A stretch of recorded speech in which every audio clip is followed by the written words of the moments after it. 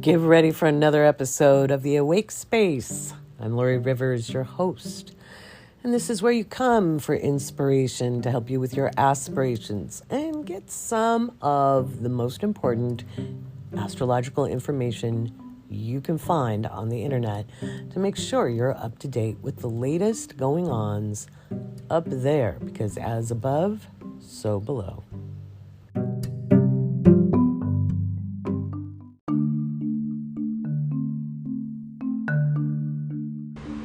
It's my birthday week. That's right. My birthday is on Wednesday, July 21st. I was born the day the men were coming back from the moon 52 years ago. I don't know, 52 used to sound really old, but I don't feel old, so now it doesn't sound old. Maybe that's just how life works. I don't know. Anyway, in this episode, besides talking about my birthday, we're going to talk about the July wind-up astrology, because this July is kind of kicking off with a bang in a different kind of way. So, just so you know, I'm recording this while the moon is still in Scorpio. I'm recording it on the early hours of Monday morning, but by 2 p.m. Pacific, the moon will be in Sagittarius. And we're in the first quarter phase of the moon, which is sometimes a little gritty. It's where we're kind of not quite there yet. And we can see the goal in mind, and it's like, just not there yet. So if you've got some doubts or stuff as you're listening to this, you're wondering if you're on the right track, hold tight. It's just all part of the process. So on Wednesday, besides being my birthday and solar return, in the afternoon, the moon ingresses into Capricorn around 3 p.m.-ish Pacific. And by 6 p.m., Venus ingresses into Virgo. So when Venus makes her ingress into Virgo, it's going to be a very different kind of energy. We move from the big and bold, beautiful Leo energy, which really got shortchanged this year because of all the action with the Aquarius Taurus debacle. But we now move into a little more subdued, more refined, on point. Remember, Greta Garbo was a Virgo, and what did she used to say? You guys may not even know who Greta Garbo is. She was before my time. She was a silver screen actress, and she was known for saying, "I want to be alone." And that may be how some people are feeling with Venus in Virgo. Is about refinement. Critical eye doesn't mean being critical. It means you look at things on how to improve them, repurpose them, remake them, refashion them. People will take that as, hey, I'm not good enough. And then a Virgo will say, well, you can always be better. You can always make yourself better. Why settle for where you're at? So that energy is coming into play. We'll be more focused on our health, more focused on wellness. Obviously, we've got COVID numbers shooting up. We're going to be having more restrictions, but I don't see a lockdown. I know a lot of astrologers are saying we're going to get locked down end of July, and the reason for that is because on the 27th, we have Jupiter ingressing back into Aquarius. I don't think we will, though. I don't think the authorities are going to do the right thing. And yes, I believe the right thing would be a lockdown.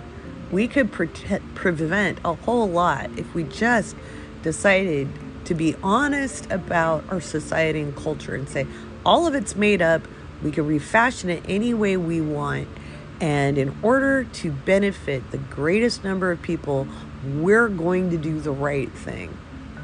And we're going to lock it down. But nope. We're not going to do that. That's why I needed a mental health break this weekend. That's why I took the entire of Saturday off. while the moon was in my 12th, I went shopping. I don't suggest that under normal circumstances. I normally suggest having some quiet alone time during a 12th house moon transit. But some retail therapy did me a world of good. So it was a time I had and when I could go do her. So now we're looking at that we've got the full moon on Friday the 23rd in Aquarius. It is not in Capricorn. It's in Aquarius at 1 degree Aquarius. Now, there's a couple of interesting things about that. We've got the manifestations we set out in December of 2020 with the Jupiter-Saturn conjunction. Now, that was at 0 degrees Aquarius. So this full moon at 1 degree Aquarius is going to kind of see some fruition of those. You're going to get a glimmer of those. That's a 20-year cycle. So you may not see the whole thing, but you're certainly going to see some evidence of what you were trying to manifest show up. And it's giving us a glimmer from that new moon in Aquarius that we had during Aquarius season. So this is kind of a fruition of those 6 months goals. So you'll be seeing some stuff around that. Again, the 27th, Jupiter ingresses into Aquarius, and I think we're going to have more focus on the digital world, digital life, software. Again, we need to restructure our society. And we have to do that both on an interior level and an exterior level. So we're going to see some news around that. We're also going to see popular uprisings with that. There's going to be political rhetoric around collectivism, around people power, because Jupiter rules rhetoric. That's any kind of marketing or debate. Jupiter's going to be up on that. And then on the 30th, Mars ingresses into Virgo and joins Venus in Virgo. And so we're going to be actively doing some preparation. This is harvest energy. This is preparing for the winter. This is preserving things, making things, again, a focus on health. We're going to see more and more talk about COVID, other strains of the virus. We're going to see more and more things go down across the globe. By the way, I just got the Patreon forecast out there for the moon in Sagittarius. This is Monday the 19th, and I honestly see some real big political happenings, some big events happening over the next couple of days. Especially when the moon is in opposition to the North Node, which means it's on the South Node. We're going to be seeing some stuff, from my perspective, seeing stuff overseas. We're going to see announcements from overseas. We're going to see news from overseas, from the charts I ran for my location in California. I haven't run any other locations. I'm sorry, guys. I'm reading natal charts and writing forecasts for my patrons. I don't have time to look at all the locations. If you want to know what's going to happen for you or you personally, the best thing you could do is go book a reading with me. And you can do that through the link in the description here and get on my schedule. Or get into my Patreon and show up to a coffee with Lori. You can ask questions in the Discord, or hang out with us there. You can also join at Living by Luna or Cosmic Surfers. And Cosmic Surfers is where I talk about the metaphysics of the astrology. So that's something you can do as well. We're looking at quite a bit. And then in August, the big event that we're going to be waiting on is Uranus stationing retrograde. Hell, it's my podcast. Uranus is stationing retrograde. So Uranus is backing up. And it's going to be moving back through Taurus. Now, it doesn't really move backwards. I say this for every retrograde. It's in apparent retrograde motion. From our geocentric, that means Earth-centered perspective, we're looking up at the sky and that planet appears to be moving backwards. It's not really moving backwards. We know that. Astrologers know that. Scientists don't get to go, aha, gotcha. No, we know. But we also shape our reality from our perceptions. And everybody has a unique set of perceptions. That's why you have warring rhetoric. That's why you have politics. And sometimes those perceptions collide. And we're going to see a lot more of that heading into the fall. So there's going to be this sense that you need to prepare for something. We're already hearing people talk about that. And you do. What? Well, I'll give you my best guesses a little later in the podcast. I've been saying it all along. I would like to remind you, I'm on the record saying wear your masks back on May 1. Back on May 1. I was so mad when the CDC said, oh, if you're vaccinated, you don't need to wear a mask. And I was like, well, okay, most of the population still isn't vaccinated at that point. Why the hell would you say that? Even if it's true, even if it's scientifically true, that is not the point. And when you follow the actual scientists who study this stuff, who don't work for any government agency, all they do is study virology or immunology, and they're wearing masks and they're vaccinated, that's a clue. That's a clue. And if you believe in all the conspiracy theories and you don't like what I have to say, that's fine. You don't have to listen to me. Go listen to some QAnoner, because I'm not it. In fact, I have no patience left for it anymore. I have none. Because the astrology I see coming in the fall is pretty serious. And I've been pretty spot on with my predictions. And I really hope I'm wrong with what I'm seeing for the fall. It just about wore me out looking at those charts. It just made me tired. Because it just shows that something that's so preventable is likely to occur, which doesn't mean it will. We're still a ways out. And remember, every single decision we make in the present is what helps shape the future. So hopefully we are going to use the Venus in Virgo and Mars in Virgo energy in a way that prevents some of the lesser desired options. How's that? That's what I'm hoping. I'm going to talk about that in the full moon. I want to talk about the full moon in this episode because I think there's some real magic there, and I think I would like to put my focus on that. Is it bypassing and I don't want to think about October? No, it's not. October is going to come no matter what.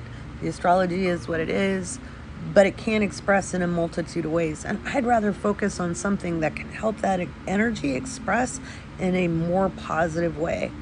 Because from what I'm looking at now and from the perspective I'm looking at it now, I would love to be wrong.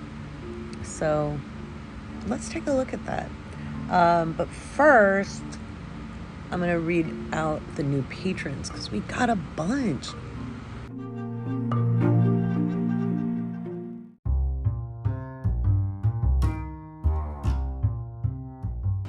All right, as always, this doesn't happen without my patrons, and I am so excited to share that we've got a whole bunch of new ones. We've got Jennifer, we've got Lo, we've got B Journey, we've got Sabrina, we've got Lauren, Casey, Marcy, Lala, Jocelyn, Kate, Mama Bear, Erica, Molly, Liz, Cloud, Logan, Allison, Daria, Angelica, Nancy, Meredith, Angela, Nicole, Jamie, Delmira.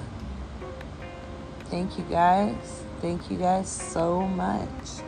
So what's been popping in the Discord? We've been having a very active discussion about preparing for winter because climate change is here.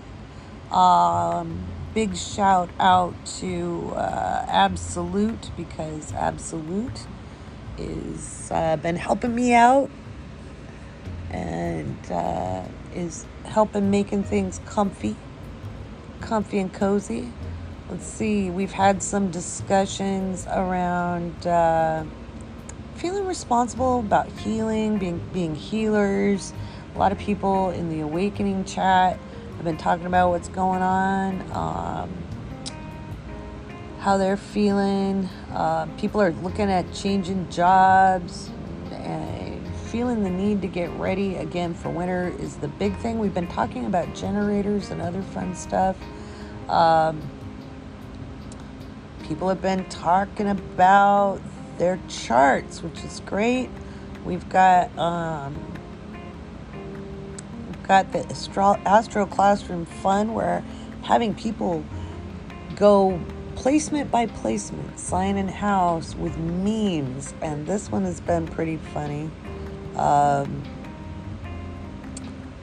got to get back to having it. We're on Mars right now, but feel free to go through that if you're on Discord. But anyway, just a big thank you to every single one of you who supports not only this podcast, but the TikTok shenanigans that goes on there. I know I slowed down a little bit there. I really needed that time off. So once again, I want to thank all of you. If you want to be a patron, you'll see the link in the description to the podcast.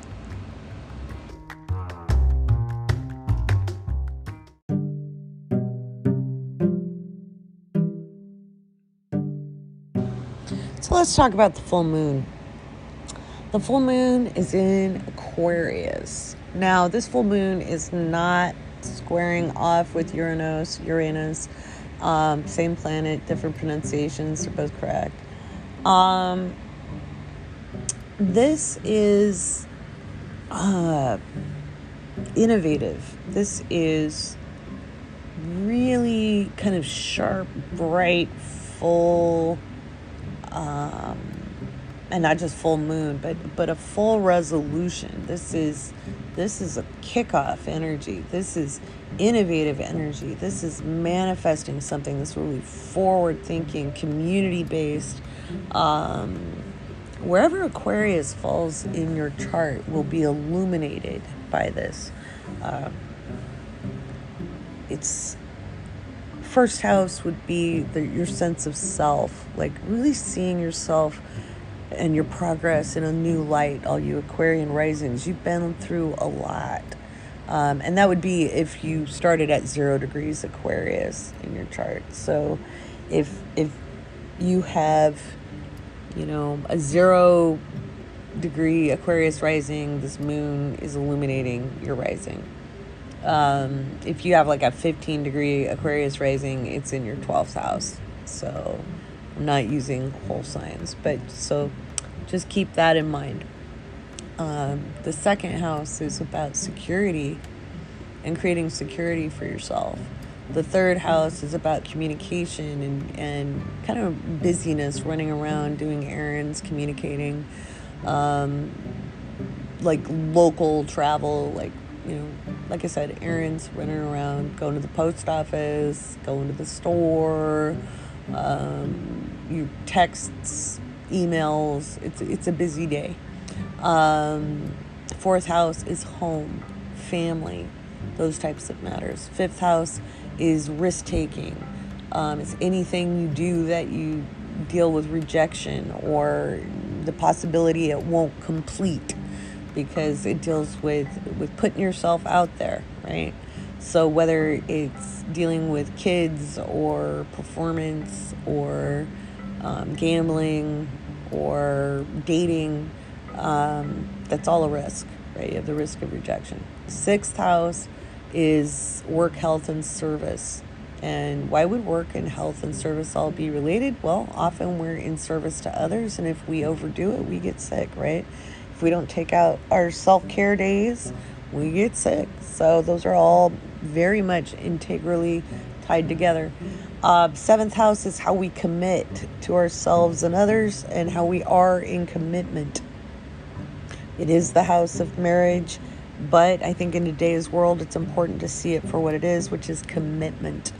That could be a best friend, a roommate. It could be it's somebody we're not related to that we're committed to. It could be a business partner, that kind of thing. Eighth house is how we transform. It's usually a deep psychological process. It's also magic, So if you've got it happening in your eighth house, you're really able to manifest something pretty cool. So you might want to think back to what you were trying to manifest for December 21st during that time, or in the Aquarius new moon period. You can Google that when that happened. You're capable of it. You don't have to ask me. When was the Aquarius new moon? Google that. 2021. Add that part. Ninth house is expanding experiences. It's learning. You're learning new skills, or you're teaching. You could be publishing something. I like to describe the third ninth house axis as the third house is the writing, the ninth house is the publishing. So it's putting it out there. You've got a soapbox. It's time to highlight it or learn about it or get more information, get more skills. The 10th house is how we deal with authority and how we own our authority in the world, how people see us as an authority. We don't always see that authority in ourselves. Sometimes we do, sometimes we don't. The 11th house is hopes, dreams, aspirations, inspiration, groups, and associations. So it's your wider community. It's a bigger, wider net of friends. It's people you're not related to, but you're connected to in some way. You might have a shared interest, a shared hobby, a shared career path, or, discipline. It could be your local community, not your exact neighborhood, but like your wider community. And why would community goals, dreams, hopes, and aspirations all fall together? Because you can't achieve anything without supporters. Okay, so it's where we give and get support in a wider way. And then the 12th house is our fears and anxieties, as well as our connection to source and spirit. It's really, really important if you're releasing your fears and anxieties that you build some kind of faith. Faith is not religion. Faith is a connection to the all that is. There's no way to do that wrong, guys. You can't do it wrong. There's a lot of people who have left organized religion but brought the dogma with them. So this need to be a paragon of virtue. This need to be some kind of perfect example. Or this, like you have to be a good person. If you're worried about a good person, you are already a good person. Because bad people don't worry about being bad.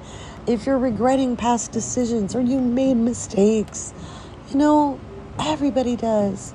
If you're letting that be the reason you're not moving forward in life, you're screwing yourself over. Knock it off. That's a lot of the theme of this Sagittarius moon, where we're looking at the stories. As I'm recording this, know that the moon is in Scorpio, but you're probably listening to this after 2:00 in the afternoon Pacific time. Maybe you're not, but if you are, on July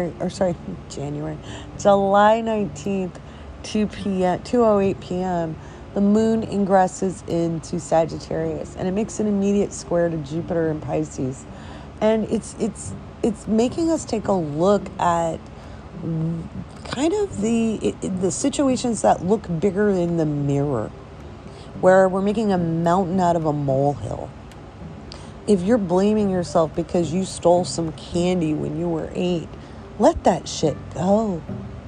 That you are not forever branded a thief. Okay? If you broke up with someone because you wanted to be with someone else and it didn't work out, knock it off, beating yourself up. Okay, shit happens. All you can do is live in the present moment. Beating yourself up over the past doesn't help. Okay? If you once had feelings for someone and you don't anymore, guilt does not fix that. All right? It doesn't fix that. So I'm not telling everybody to suddenly become a narcissist, but I would like to say that some of the accusations I see people throwing towards people saying they're narcissists is saying, I want somebody to do something I want them to do, and they're not doing it. There's a big difference between somebody being abusive and somebody not giving you what you want. Okay? So if people are messing with you and they're verbally abusive, psychologically abusive, that's one thing. But if somebody has boundaries and you want them, like if you do a lot for them and then you say, hey, can you do this for me? And they say no, it's still your boundaries that need the work. If it's not mutual and you want mutual, stop bitching about them not doing it and put up some boundaries. Full moon in Aquarius can help you with that. Boundaries are a good thing. I know I have Libra moon. I often overgive.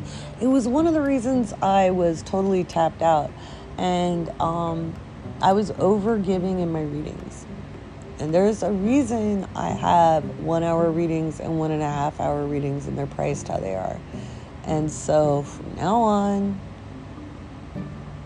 I am holding to my timer. I'm not going to go over like I've been going, because it's not a fair exchange. If I'm getting tired, it's not a fair exchange. So speaking of, though, I still have a discount for you. It is save $55. I'll put the code in the description, and you can save $55. It makes the natal reading, which is the natal chart, the personal reading on my website, it makes it an even $100. And you can enjoy that. It's a great reading. You get walked around your birth chart. I love doing that. You know, it's rudimentary astrology. And people are still like, oh my God, you're so accurate. It's honestly not even the complex astrology. But it says so much. And I love being able to show people just how rich their lives can be and are when you look at it from certain perspectives. When you can see the totality of who you are. That's a pretty cool thing. Both your challenges and your opportunities, you know. That's an amazing gift. I love doing readings for people. But again, I kind of overgave, and that's really what tapped me out. It was the overgiving on the sessions, and I just can't do that anymore. I'm reading too much to do that, so we're going to stick to the time at hand. What else is going on? Oh, my birthday. Yeah, that's why I gave that discount code. Yeah, my birthday's, I'm pretty excited about it, actually. Going to a really nice restaurant called Vibrato, and it is, it's got a jazz component. I've heard there's some very good music there. I've heard good things about the restaurant, so I'm excited to go hang out. I'm going with my daughter and son-in-law. That should be fun. Looking forward to a good evening. Also, I'm going out to a birthday lunch as well, which will be pretty nice. So, with a friend, which will be good. That's kind of it. I'm not doing anything wild and crazy. My shopping trip was wild and crazy enough. My Libra moon is absolutely thrilled. Let's see. Oh, Astro Guides. I've got 3 Astro Guides up. I'll be working on some more. Just needed a chance to have a break. I'll also be recording some classes as well, because I have the 4-week workshop coming up, but I understand that there's people who want maybe just have some recordings. Although you can take the workshop and join the Discord, because the recordings will be in there. You can come ask questions, and I'll probably pop in and do a little Q&A on top of it. We'll see. We'll see what happens. There's still room in that if you want to sign up. You can do that through the link in my bio as well. Or not bio. I say that on TikTok so much. I do that through the link in my description here. Yeah. It's not going to be a long one. I know you're like, oh my God, but Venus and Leo ingressing, what's that going to do? It's literally going to have us just chill out a little bit. It's going to be less bold, We're going to be, I think you might see people kind of anxious as well.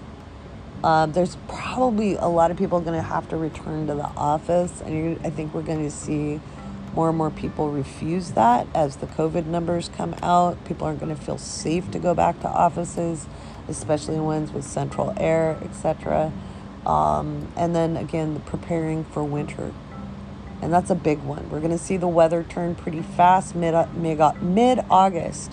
In some areas, fall is just going to show up. We're not going to have a delayed summer. And I'm not talking about the West Coast. I'm talking about the upper Midwest, Northeast, and even some of the Southwest is going to see some real interesting weather happen. So now is the time to start getting ready. You're probably feeling it. People with strong intuition are already feeling it, but they've been talking about it. So that's what's up in this episode. Next episode, I'm going to be talking more about the Virgo, Venus, and Mars action, and we'll have an interview with someone in the wellness industry. Good friend of mine, Hannah Grather, who is an outstanding yoga instructor who got her certification from Karpalo, which is a very esteemed yoga training institute. And so we're going to be talking about what you could do with some of the stress in your body and how it impacts you. She is a patron, and it'll be a very special patron shout out. So look forward to the next episode where I talk more about Venus and Mars and Virgo and how that's going to play out as we go along the next couple of weeks. But for now, look forward to that full moon. If you're on Patreon, let's start talking about that and how to maximize that energy. If you're not, make sure you catch me on TikTok. I'm going live nightly this week.